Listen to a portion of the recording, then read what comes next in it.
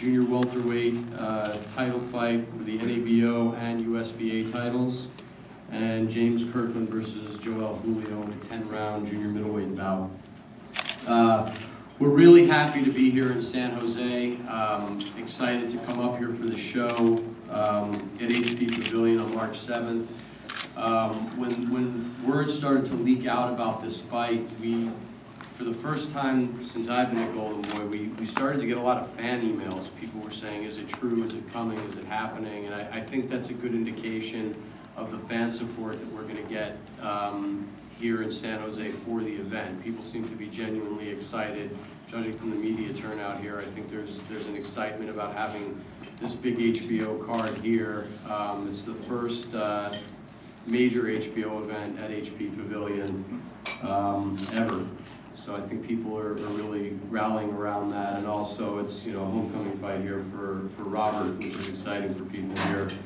For getting them, giving them a chance to see him in the tank is going to be pretty exciting. I'd like to now bring up Team Ortiz to discuss the fight a little bit. First, I'd like to bring up Victor's co-manager, Rolando Arellano. Rolando?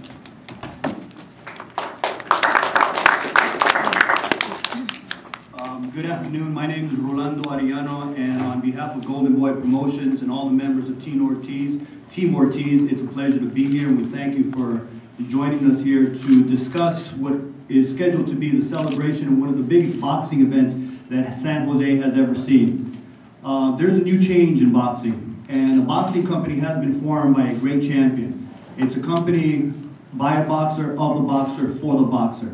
And this boxer's name is Oscar De La Hoya, and he has brought a great event here. He is creating a large platform for young fighters as the Ghost Guerrero and vicious Victor Ortiz to highlight their careers. He's doing this with integrity, honesty, and transparency. And this is something the sport in boxing has missed for a very long time. And San Jose on March 7th at the HB Pavilion and live on HBO will be witnesses to this new great change in boxing. That's enough said for me. At this point in time, I think who you want to hear from one of the young, up-and-coming champions. His name is vicious Victor Ortiz, who currently holds the NABO Championship of the World.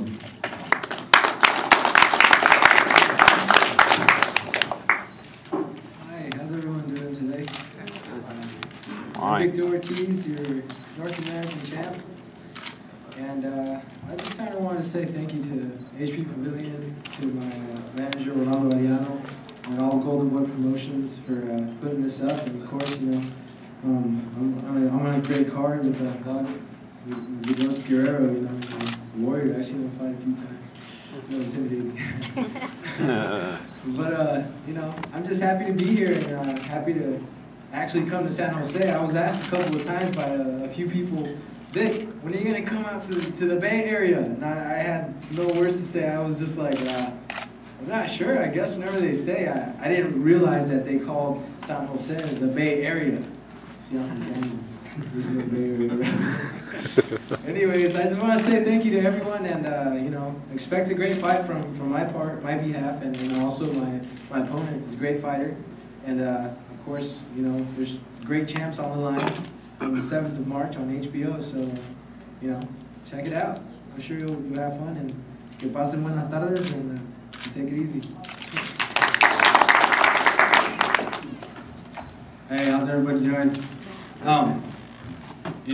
Finally made it out to the Bay. I mean, I've been talking about fighting out here, especially at the HP, for a long time, and I wanted to bring big fights out here, and I worked very hard to get where I'm at, and now it's coming home. So I'm excited. I can't wait, and I know everybody else can't wait. And I just want to thank everybody. Thank the HP, HBO, Golden Boy, my management team, my father, who's been working with me since I was a kid. My whole team that's been backing me, and I'm just excited. I'm excited to get out there and fight, and put on a great show for the hometown fans who been following my career since I was a kid, and it's time. It's time, and I just can't wait. The card's gonna be good. I mean, there's a lot of people coming out to watch. I already know it's gonna be exciting. having Victor on there and myself, Kirkland, you know, like I said, we're the young up-and-coming fighters, and it's time for us to take over and a new era coming. So, you know, I just can't wait. I'm excited, and you know, it's gonna be cool. It's gonna be cool. HBO's out here for the first time, so you know, I just want to thank everybody. I also want to thank God for blessing me with all the opportunity. To change it up, try something out of desperation. So, you know, I come prepared all the time, and having a lot of sparring, you're able to prepare for whatever comes. I mean, if the guy changes up on you, you should have worked that in the gym. If the guy changes, you got to cover all ends every time you go into a fight. Thank you. Robert, how much added pressure do you have right now, knowing that you're the guy right now everybody's looking at to show that HBO in the world, that San Jose, San Francisco, and all the little Bay Area, little towns around is a fight town? You know, coming out and fighting. I mean, like I always do, come out, put a show, do what I do best, is get out there and fight and do my best, give it all I got. And, you know, it's up to the fans to come out. You know, it all depends on fans, you know, coming out to watch the fight and you know, showing HBO, hey, we're also fight towns too. It's not just in Southern California, but it's also out here. And I highly believe that the Bay Area is an untapped market for boxing, and it's just about getting great fights and great fighters like myself, Victor Ortiz, Kirkland, having big HBO cards out here, having the event, not just having fights, having events. And I believe that this is what's going to skyrocket it up. I just can't wait. Robert, last time we spoke, you told me you were hungry like a cockroach, and you chewed up that guy pretty quick. This time around, how hungry are you? You know, like a pack of cockroaches. I mean, have you ever seen that movie Joseph Hungry? He throws a steak and all they leave is a bone spinning. I mean, you know, there's nothing hungrier than a cockroach. I mean, you get a junkyard dog, you feed him, he's full. So, you know, that's the way you got to be in boxing. You got to be hungry all the time. As soon as you're not hungry, we'll be friends after. Hey, Robert, I have a question about the promotional change you've gone through. I know you were with Loose and Two before, now Golden Boy. How has that changed? Is it just a matter of the banner and the arena is different, or have there been other changes along with that? Everything's different. I mean, you know, you got somebody that's working hard for you. And, I mean, you can work hard for somebody, and you don't get the same work back. And you know, with Golden Boy, it's just been basically like a happy family. We do what we do, they do what they do. And, I mean, just look at it. I've been trying to get a fight in San Jose for years, and my second fight with Golden Boy, I've only been with Golden Boy for 3 months.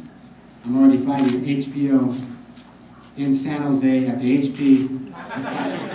Hey, Victor. You know, do you ever take the time to watch yourself after a fight and, you know, be able to pick apart what you did right and what you did wrong, and then go back in the gym and try to correct it? Yeah, actually, I do. My last match, I actually did that. But I don't know if it's just me, or I don't know if you do it too, but sometimes I go back and I watch the video, but I watch just like a few seconds or a couple minutes of it. I don't really get into the whole fight in detail, and I don't get caught up in it. I just do the same. Yeah? Okay, good. I just, you know. How about of other fighters, though? I mean, you know, obviously you had to get into boxing for a reason, yeah. An idol, right? No, definitely. And the way I look at boxing is, you know, I'm sure Robert is too. It's our job, but at the same time, I'm not there watching it 24/7.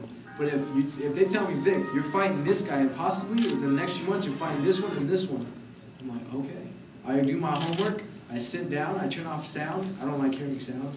I don't want to hear what positive things they want to say about him. I don't want to hear what negative things they have to say about him. I make my own judgment. I just sit there and just kind of, okay, this guy, that's what he wants to fight. Yeah. So I just sit back and I do my homework that way, but I don't watch it for the thrill. It's more of studying. I guess sometimes you do get a thrill. That's it. I mean, when I go back, I watch, like he said, I watch a couple seconds, couple rounds, and then, you know, I really don't like to look at myself too much. That's what my father does. My trainer, he critiques everything I do, and he comes back. If I had that hand down in the ring, and we're working minutes, he slapped me right in the face right there. So he'd be like, hey, your hand was down there, you could have got caught with a wild shot. So he's always on top of it, studying, not also myself, but a lot of fighters and the next opponent all the time. And he's actually the one that found the opponent, the rounds on him that I got to see. So, he does all the critiquing on me. And when you do watch yourself, you're looking at the good stuff, and you're like, wow, check that out. Caught that guy solid. That's mainly what I mostly go and look at. And he's the one that's always critiquing me, making sure all the time, hey, you gotta be on it. You gotta keep those hands up. You gotta look careless right there. And he's always taking care of that. So, I always hear it when I come to the gym.